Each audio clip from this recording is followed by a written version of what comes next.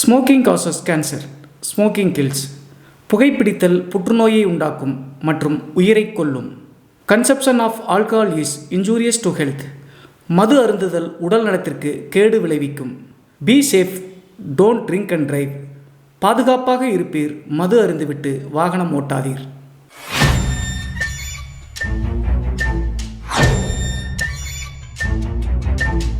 Hi everybody, நான் உங்கள் Siva. Welcome to our channel. இன்றைய காணொலியில் தமிழ்நாட்டினுடைய விழுப்புரத்திற்கு அருகாமையில் நடந்த ஒரு அதிபயங்கர அமானுஷ்ய திகில் சம்பவத்தை தாங்க முழுமையாக பார்க்க போகிறோம்.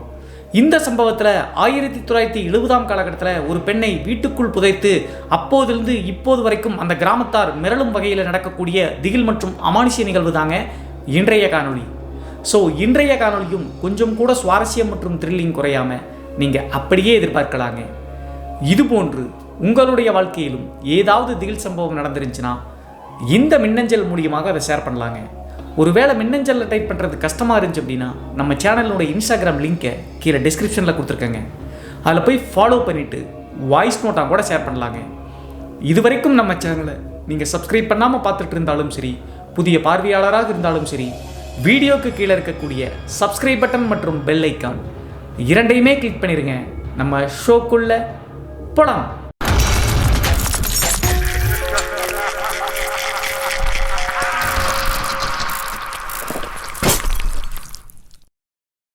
இந்த அமானுஷ்ய சம்பவம் நான் ஏற்கனவே சொன்ன மாதிரி தமிழ்நாட்டினுடைய விழுப்புரத்திலிருந்து 25 கிலோமீட்டர் தள்ளி இருக்கக்கூடிய அழகிய கிராமத்தில் 1970 காலகட்டத்தில் ஆரம்பித்து தற்போது வரைக்கும் அந்த கிராம மக்கள் மிரண்டு போய் இருக்கக்கூடிய ஒரு சம்பவத்தை தாங்க பார்க்க போகிறோம்.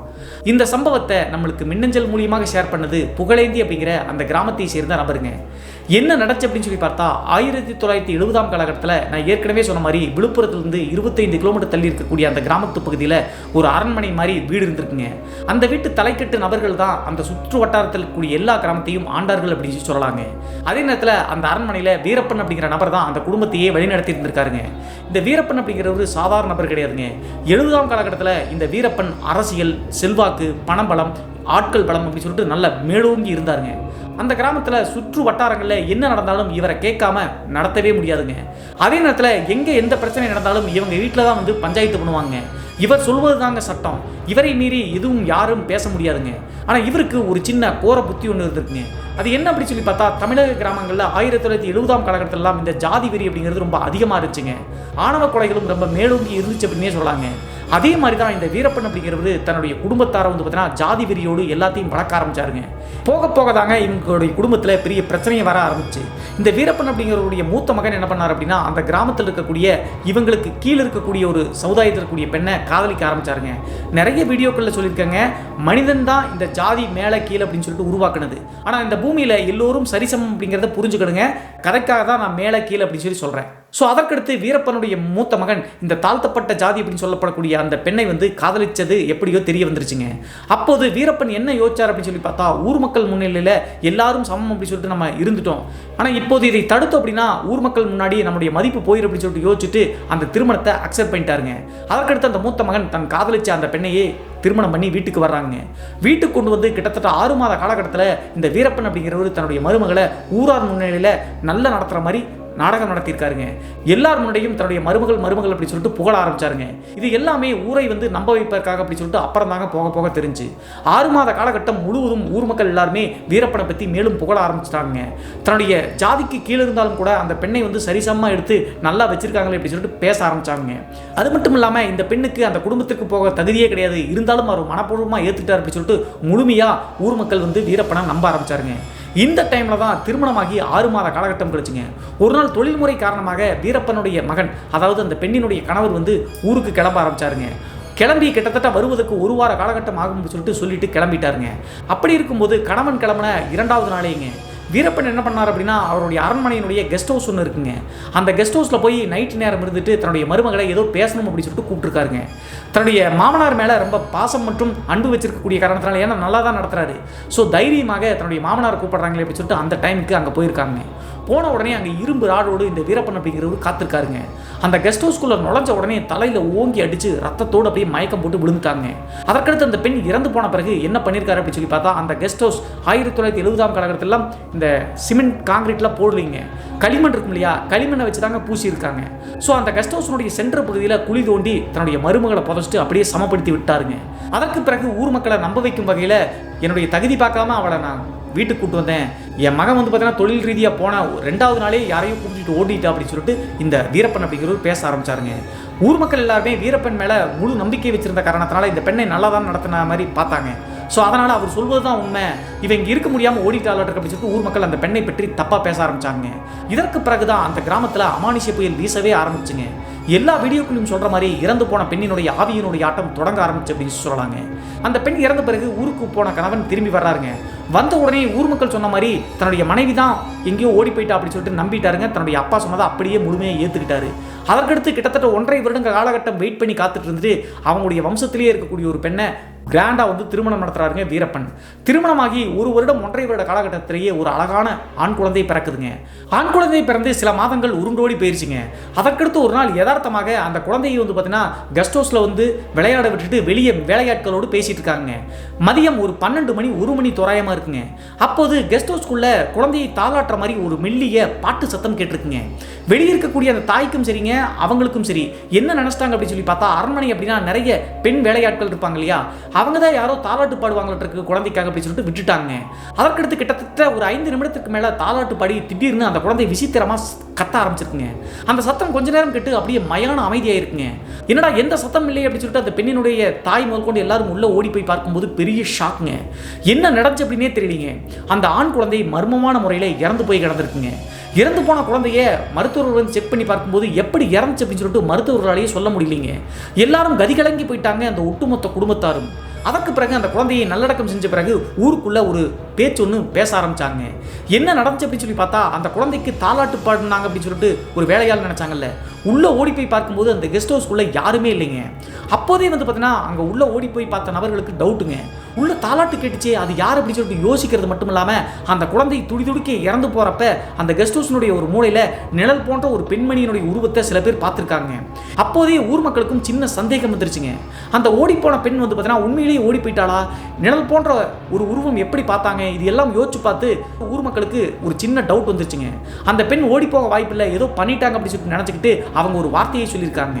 அவங்க சொன்ன வார்த்தை என்ன அப்படின்னு சொல்லி பார்த்தா, இந்த பரம்பரையினுடைய முதல் ஆண் வாரிசு தங்காது, மண் திங்கும் அப்படின்னு சொல்லிட்டு அந்த வார்த்தையை சொல்லியிருக்காங்க. மண் திங்கும் அப்படின்னா அங்கே களிமண் தான் இருக்கும் கெஸ்ட் ஹவுஸில். ஸோ அதை வச்சு தான் சொல்லியிருப்பாங்களாட்டுங்க. அதற்கு பின்பு அந்த அரண்மனைக்குள்ள இருந்த அந்த கூட்டு குடும்பமாக இருந்தவங்க நிறைய சிதற ஆரம்பிச்சாங்க. அதற்கு முக்கிய காரணம் அந்த அரண்மனைக்குள்ள அமாவாசை மற்றும் பௌர்ணமி நாட்களில் மெல்லிய தாலாட்டு சத்தம் தொடர்ந்து கேட்டுகிட்டே இருந்துக்குங்க. அது மட்டும் இல்லாமல் நள்ளிரவு நேரத்தில் ஒரு சில நபர்களுடைய கண்களுக்கு மட்டும் ஒரு பெண் மஞ்சள் பூசி தலை நிறைய மல்லிகைப்பூ வச்சுட்டு உள்ள நடமாடுற மாதிரி இதெல்லாம் பார்த்துருக்காங்க. இதெல்லாம் பார்த்து பயந்து போய் சில பேர் நகரங்களுக்கு தாவி போயிட்டாங்க. 1970 காலகட்டத்திலிருந்து 2020 வரைக்கும்ங்க கிட்டத்தட்ட 50 வருடங்களுக்கு மேலே தொடர்ந்து அந்த அமாவாசை காலகட்டங்கள் மற்றும் பௌர்ணமி நாட்களில் அமானுஷ்ய சம்பவங்கள் அங்கே நடந்துகிட்டே தான் இருக்கு. 2010 காலகட்டத்தில் அந்த பெண்ணை கொன்று புதைத்த அந்த வீரப்பன் அப்படிங்கிறவர் இறந்து போயிடுறாருங்க. 2020 காலகட்டத்தில் அந்த பரம்பரையில் இருக்கக்கூடிய ஒரு பெண் கர்ப்பமாக தெரிக்கிறாங்க. கர்ப்பம் தெரிச்ச பிறகு அந்த பெண்ணுக்கு சில அப்நார்மல் விஷயங்கள் அந்த அரண்மனையில் நடக்க ஆரம்பிக்குதுங்க. என்ன நடந்துச்சு அப்படின்னு சொல்லி பார்த்தா, நைட்டு தூங்கும்போது தன்னுடைய காலடியில் யாரோ நிற்கிற மாதிரியும், முழிச்சு எந்திரிச்சு பார்க்கும்போது ஒரு பெண் மஞ்சள் பூசிய முகம், நெற்றியில் பெரிய ரத்தம் போல குங்குமம், ஈரம் செட்ட சொட்ட தலைமுடி, இதெல்லாம் பார்ப்பதோடு மட்டுமில்லாமல் அங்கே நின்றுட்டு இருந்த பெண் இவங்களை பார்த்து சிரிக்கிறாங்க. இந்த காட்சியை அடிக்கடி அந்த கர்ப்பகால பெண்ணுக்கு தட்டுப்பட்ட உடனே பயந்து அலறி அடித்து எந்திரிச்சிருக்காங்க. இது அரண்மனையில் இருக்கக்கூடிய மற்ற உற்றார் உறவினர்கிட்ட சொல்லும்போது அவங்க என்ன நினைச்சிட்டாங்க அப்படின்னு சொல்லி பார்த்தா, பெண்களுக்கு கர்ப்பகாலத்தில் ஒரு பயம் வருங்க, அதை கர்ப்பகால பயம் அப்படின்னு சொல்லுவாங்க, காரணமே இல்லாமல் பயப்படுவாங்க. அந்த மாதிரி தான் அப்படி சொல்லி நினச்சிக்கிட்டு அதை அசால்ட்டாக விட்டுட்டாங்க. அதற்கடுத்து அந்த பெண் நிறைமாத கர்ப்பிணியாக இருக்கும்போது டெலிவரிக்காக புதுச்சேரியில் இருக்கக்கூடிய ஜிப்மர் மருத்துவமனைக்கு கூட்டிகிட்டு போகிறாங்க. ஜிப்மர் மருத்துவமனைக்கு போய் அழகான ஆண் குழந்தை அந்த பெண்ணுக்கு பிறக்குதுங்க. அந்த குழந்தை நல்ல ஆரோக்கியத்தோடு இருக்கக்கூடிய காரணத்தினால மருத்துவர்கள் செக் பண்ணி பார்த்துட்டு சான்றிதழும் கொடுக்குறாங்க, எந்த பிரச்சனையும் இல்லை அப்படின்னு சொல்லிட்டு. சுகப்பிரசவம் அப்படிங்கிற காரணத்தினால 3 நாட்கள்லேயே அந்த ஆண் குழந்தையை கூட்டிகிட்டு அரண்மனைக்கு வர்றாங்க. அரண்மனைக்கு வந்து 2வது நாளேங்க என்ன பண்ணாங்க அப்படின்னு சொல்லி பார்த்தா, பகல் டைமில் அந்த ஆண் குழந்தையை எடுத்துகிட்டு அதே கெஸ்ட் ஹவுஸில் போய் தொட்டில் தாளாட்டி விட்டு வெளியே வந்து கார்டனில் கொஞ்சம் நேரம் உட்காரலாம் அப்படின்னு சொல்லிட்டு நேராக அந்த ஆண் குழந்தையை எடுத்து போய் கெஸ்ட் ஹவுஸில் தொட்டிலில் போடுறாங்க. அதற்கு பிறகு தாய் மற்றும் மற்ற எல்லாருமே வந்து பார்த்தீங்கன்னா வெளியே நின்று பேசிகிட்டு இருக்காங்க. முதல் டைம் நடந்த மாதிரியே அந்த டைமில் முதல் டைம் அந்த குழந்தைக்கு நடந்த மாதிரியே அந்த குழந்தைய திடீர்னு விசித்திரமாக கத்துதுங்க. அந்த சத்தத்தை கேட்டு அலறி அடித்து உள்ளே ஓடி போய் பார்க்கும்போது பெரிய ஷாக்குங்க. என்ன நடந்துச்சு அப்படின்னு சொல்லி பார்த்தா அந்த குழந்தையினுடைய மூக்கிலிருந்து மெல்லிய ரத்தம் வழியுதுங்க. அதே நேரத்தில் அவங்களுடைய பிஞ்சு கைகள் வந்து பார்த்தீங்கன்னா ஆட்டோமேட்டிக்காக பின்னோக்கி வளைஞ்சு யாரோ திருப்பின மாதிரி இருக்குதுங்க. அந்த குழந்தையினுடைய கண்கள் அப்படியே விட்டத்தை பார்த்தபடியே குத்தி நின்றுக்குச்சுங்க. இதெல்லாம் பார்த்துட்டே இருக்கும்போது துடிதுடித்து அந்த குழந்தையும் இறந்து போயிருதுங்க எல்லாத்துக்கு முன்னாடியும். அது மட்டும் இல்லாமல் இந்த சம்பவம் நடந்துகிட்டே இருக்கும்போது பேக் சைட்லேருந்து ஒரு மெல்லிய தாலாட்டு சத்தமும் கேட்குதுங்க. இதை பார்த்த உடனே அந்த குடும்பத்தார் நடுநடுங்கி போயிட்டாங்க. இந்த சம்பவத்தையெல்லாம் பார்த்துட்டு இருந்த அந்த வம்சத்தில் வந்த கொள்ளு தாத்தாங்க, கொலை செய்த அந்த வீரப்பன் தான் இறந்து போயிட்டார், அவங்களுடைய அண்ணன் தம்பிகள்லாம் இருப்பாங்களா அந்த மாதிரி வச்சுக்கோங்களேன். அந்த கொள்ளு தாத்தா வந்து பார்த்தீங்கன்னா உண்மையை உடச்சிட்டாருங்க. இரண்டாவது குலத்தை துடிதுடிக்கி இறக்கிறத பார்த்துட்டு அவள் இங்கே தான் இருக்கா, அவளை நடு வீட்டுக்குள்ளே வச்சு புதைச்சோம் அப்படின்னு சொல்லி சொன்ன உடனே அந்த ஒட்டுமொத்த குடும்பத்தாரும் நெடுநடுங்கி போயிட்டாங்க. என்ன ஆச்சு அப்படின்னு சொல்லிட்டு அந்த படுக்கையில் படுத்தக்கூடிய கொள்ளு தாத்தா கிட்ட கேட்கும்போது எல்லா விஷயங்களையும் ஒன்று விடாமல் சொல்லிட்டாங்க. அதற்கு பிறகு அந்த குடும்பத்தார் எல்லாருமே நேராக கேரளாவுக்கு போய் ஒரு பவர்ஃபுல்லான நம்பூதிரியை கூட்டிட்டு இந்த அரண்மனைக்கு வர்றாங்க.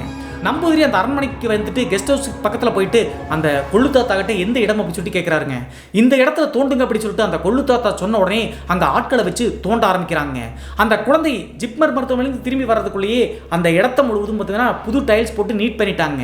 டைல்ஸை தோண்டி காங்கிரீட்டை உடச்சி அந்த மண்ணை தோண்ட ஆரம்பிக்கிறாங்க வேலையாட்கள். அப்படி தோண்டும் போது கிட்டத்தட்ட ஒரு 3 அடி 4 அடி தூரத்திலேயே பயங்கர நெடி வந்திருக்குங்க. நீங்க நினைக்கிற மாதிரி அது அழுகிய துர்நாற்ற நெடி கிடையாதுங்க. அந்த பெண்ணினுடைய வஞ்சத்தை தீர்க்கக்கூடிய கோபத்தின் நெடி அப்படின்னு சொல்லலாங்க. இந்த வார்த்தைகள்லாம் கொஞ்சம் வித்தியாசமா இருக்குல்ல, அவர் டைப் பண்ணி அனுப்புறதே நல்லா இருந்துச்சு, அதனால தான் அந்த வார்த்தைகள் அப்படி யூஸ் பண்றேன். அதற்கு பிறகு தோண்டி பார்க்கும்போது அந்த பெண்ணினுடைய உடல் முழுவதும் அப்படியே 50 வருடங்கள் ஆச்சுல நீர் பூத்து போச்சுங்க. எலும்புகள் மற்றும் பழிவாங்க துடித்து கொண்டிருந்த அந்த பெண்ணினுடைய உயிரோட்டத்தோடு இருக்கக்கூடிய தலைமுடி, அதே நேரத்தில் அந்த பெண் புதைக்கப்படும் போது கட்டியிருந்த அந்த மஞ்சள் சேரையினுடைய துண்டுகள்ங்க, இது எல்லாத்தையுமே எடுத்து ஒரு பாலித்தீன் கவரில் அப்படியே பேக் பண்ணுறாங்க. பேக் பண்ண பிறகு அந்த நம்பூதிரி அதை எடுத்து போய் சுடுகாட்டில் அடக்கம் பண்ணுற மாதிரி பண்ணிட்டு மீதம் இருக்கக்கூடிய சில துண்டுகளை வந்து ஆற்றோரத்தில் ஓடுற நீரில் வந்து விட்டுட்டாருங்க. விட்டுட்டு திரும்ப அரண்மனைக்கே வந்திருக்காருங்க. வந்துட்டு அவருக்கு தேவையான விஷயங்கள்லாம் வாங்கிட்டு கிளம்பும் போது ஒரு வார்த்தையை சொல்லியிருக்காருங்க. அவர் கடைசியாக சொன்ன வார்த்தை என்ன அப்படின்னு சொல்லி பார்த்தா, அவள் அமைதியாகி விட்டாள் ஆனால் மன்னிக்க மாட்டாள் அப்படின்னு சொல்லிட்டு அந்த நம்பூதிரி கேரளாவை நோக்கி கிளம்ப ஆரம்பிச்சிட்டாருங்க. அதற்கு பிறகு அந்த கெஸ்ட் ஹவுஸ் மற்றும் அரண்மனைக்கு சொந்தக்காரங்க யாருமே அங்கே இல்லைங்க. இங்கே இருந்தோம் அப்படின்னா உயிருக்கு ஆபத்து அப்படி சொல்லிட்டு தெரிஞ்சுக்கிட்டு எல்லோரும் வெளியூர்களுக்கு குடிபெயர ஆரம்பிச்சாங்க. ஆனால் இப்போதும் அந்த கிராமத்தார் அந்த பங்களா மற்றும் கெஸ்ட் ஹவுஸ் சைடு யாருமே போகிறதில்லைங்க, அப்படியே பாலடைஞ்சு போய் தான் இருக்குது. அதே நேரத்தில் அந்த அமாவாசை மற்றும் பௌர்ணமி நேரங்களில் அந்த கெஸ்ட் ஹவுஸ் மற்றும் அரண்மனை பக்கத்தில் தாலாட்டு சத்தம் மெல்லிசா கேட்குமாமங்க. அந்த தாலாட்டு சத்தத்தை கேட்டோம் அப்படின்னா யாரையோ வாங்க அப்படின்னு சொல்லிட்டு அழைக்கிற மாதிரி இருக்குமாங்க. ஆனால் யாரும் வந்து பார்த்தீங்கன்னா உள்ளூர் மக்கள் அந்த சைடு போக மாட்டாங்க. அது மட்டும் இல்லாமல் அமாவாசை மற்றும் பௌர்ணமி நாட்களில் சுற்றி இருக்கக்கூடிய அரண்மனை மற்றும் கெஸ்ட் ஹவுஸை சுற்றி உள்ளூர் மக்கள் வந்து காவலாக இருப்பாங்களாமங்க, சேவைக்காக. வெளியூர்காரங்க யாரும் உள்ளே போயிடக்கூடாது அப்படின்னு சொல்லிட்டு. இந்த சம்பவம் 1970ஆம் காலகட்டத்தில் ஆரம்பித்து அந்த அப்பாவி பெண்ணை கொலை செய்த காரணத்தினால அந்த ஆன்மா இப்போதும் ஆசை நிறைவேறாமல் பழிவாங்க காத்து கொண்டிருக்கக்கூடிய இந்த நிகழ்வை பற்றி அப்படியே அந்த ஊரை சேர்ந்த புகழேந்தி அப்படிங்கிறவர் நம்மளுக்கு சொல்லி முடிச்சாருங்க. இது ரொம்ப ஷார்ட்டாக இருந்தாலும் கூட அந்த புகழேந்தி அப்படிங்கிறவர் நம்மளுக்கு மின்னஞ்சல் மூலிமா அப்படியே வரி வரியாக எழுதினாருங்க. அது எல்லாமே ஒவ்வொரு வார்த்தையும் கவிதை மாதிரி இருந்துச்சுங்க. சில வார்த்தைகளை தான் சொல்லியிருக்கேன், சில வார்த்தைகள் வந்து என்னால் சொல்ல முடியல. அந்த நபருக்கு ஒரு நன்றி சொல்லிட்டு இன்றைய காணொலியை இதோடு முடிச்சுக்கலாங்க. இன்றைய காணொலி பற்றிய உங்களுடைய கருத்து என்ன அப்படி சொல்லிட்டு மறக்காமல் கமெண்ட் பாக்ஸில் கமெண்ட் பண்ணுங்கள். இது போன்று உங்களுடைய வாழ்க்கையில் ஏதாவது திகில் சம்பவம் நடந்துருச்சுன்னா இந்த மின்னஞ்சல் மூலியமாக அதை ஷேர் பண்ணலாங்க. ஒருவேளை மின்னஞ்சலில் டைப் பண்ணுறது கஷ்டமாக இருந்துச்சு அப்படின்னா நம்ம சேனலினுடைய இன்ஸ்டாகிராம் லிங்க்கை கீழே டிஸ்கிரிப்ஷனில் கொடுத்துருக்கேங்க, அதில் போய் ஃபாலோ பண்ணிவிட்டு வாய்ஸ் நோட்டாக கூட ஷேர் பண்ணலாங்க. இது வரைக்கும் நம்ம சேனலை நீங்கள் சப்ஸ்கிரைப் பண்ணாமல் பார்த்துட்டு இருந்தாலும் சரி, புதிய பார்வையாளராக இருந்தாலும் சரி, வீடியோவுக்கு கீழே இருக்கக்கூடிய சப்ஸ்கிரைப் பட்டன் மற்றும் பெல் ஐக்கான் இரண்டையுமே கிளிக் பண்ணிடுங்க. மீண்டும் ஒரு த்ரில்லிங்கான அமானுஷ எபிசோடுடன் உங்களை சந்திக்கும் வரை நான் உங்கள் சிவா.